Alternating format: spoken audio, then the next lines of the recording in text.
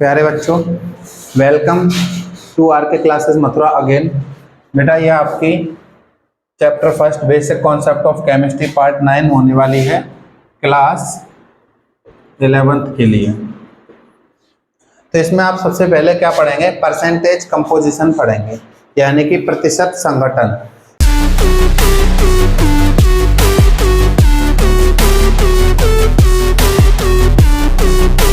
इसका अर्थ क्या है? जैसे कोई भी कंपाउंड है, कोई भी यौगिक है, उसमें कोई तत्व यानी कि कोई एलिमेंट कितने परसेंट है वो निकालेंगे।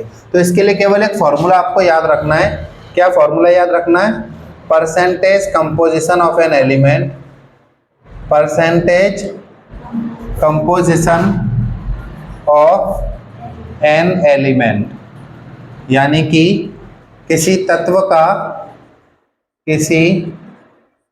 का प्रतिशत संघटन कैसे निकालेंगे? इसका फॉर्मूला बहुत सिंपल है। जैसे आप मैथ में निकालते हो ना परसेंट, वही है। जैसे कैसा होगा फॉर्मूला? परसेंटेज ऑफ एलिमेंट, इसका होगा molar mass of element, molar mass या एटॉमिक मास बोलते हैं वैसे, है ना? एटॉमिक मास लिख लेना, एटॉमिक मास ऑफ एलिमेंट, अर्थात तत्व का अणुभार, तत्व का परमाणु भार, upon molecular mass of compound, molecular mass of compound, यानी कि यौगिक का अणुभार, यौगिक का अणुभार इनटू 100। ये फॉर्मूला है केवल छोटा सा। इसका एक क्वेश्चन करें, एक क्वेश्चन करते हैं इसका, है ना? क्वेश्चन, एक प्रश्न करते हैं। Find percentage composition, percentage composition of carbon in urea. ये एक क्वेश्चन करते हैं। हिंदी में क्या लिखेंगे? यूरिया में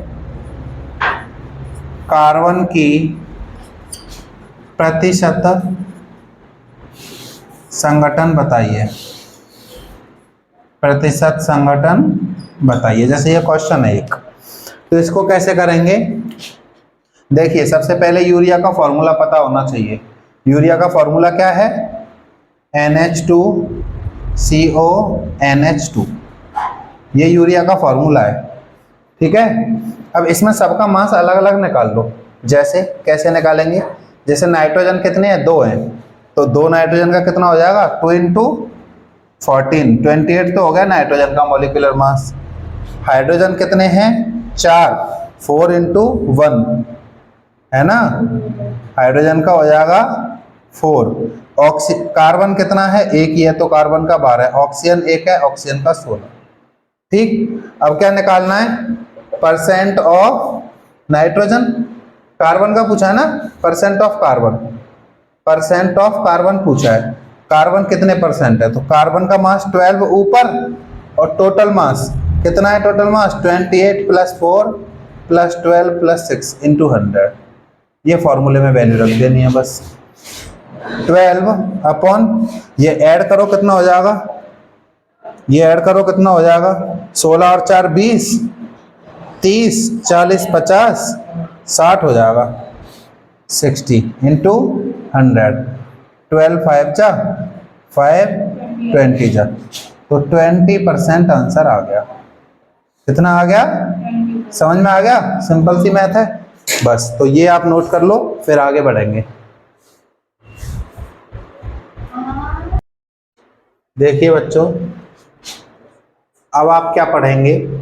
empirical formula and molecular formula, मूलानुपाती सूत्र, आणविक सूत्र, 2 तरह के फॉर्मूले पढ़ने हैं। ठीक है, एम्पिरिकल फॉर्मूला क्या है? It gives simplest whole number ratio, simplest whole number ratio of different atoms present in a compound या प्रेजेंट इन ए मॉलिक्यूल। किसी अणु में उपस्थित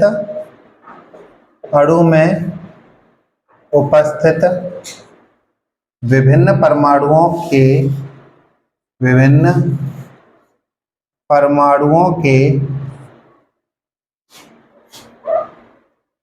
परमाणुओं की संख्या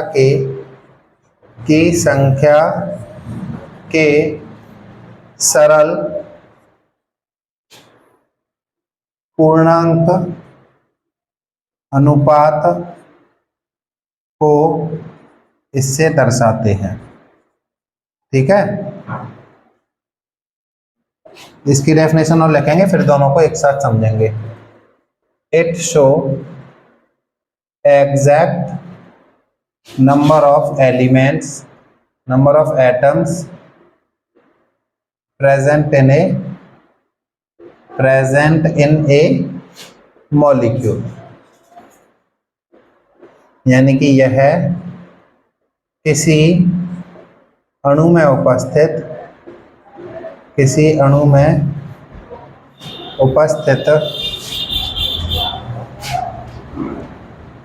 सभी परमाणुओं के सही संख्या को दर्शाता है। अब देखो इसका मतलब क्या है।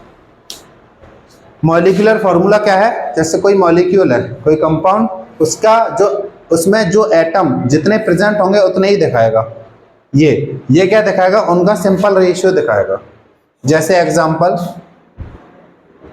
एग्जांपल जैसे आपने ग्लूकोज का फॉर्मूला पढ़ा है, क्या है? C6H12O6, ये इसका मॉलिक्यूलर फॉर्मूला है। एम्पिरिकल फॉर्मूला क्या होगा इसका? ग्लूकोज का। अगर ग्लूकोज का आप एम्पिरिकल फॉर्मूला निकालें तो क्या होगा? ये तीनों नंबर 6 से डिवाइड हो सकते हैं। 6 से डिवाइड करने पर क्या होगा? C1H2O1। ठीक है, ये फॉर्मूला बन गया। तो एम्पिरिकल फॉर्मूला और मॉलिक्यूलर फॉर्मूला समझ में आया? डन। अब एक बात बताओ, अगर हम जिस नंबर से इसमें डिवाइड किया 6 का, उस 6 का इसमें मल्टीप्लाई कर दें तो ये आ जाएगा, वापस आ जाएगा ना? बस यही बात ध्यान रखनी है। ठीक है, ये नोट कर लीजिए, फिर आगे बढ़ेंगे।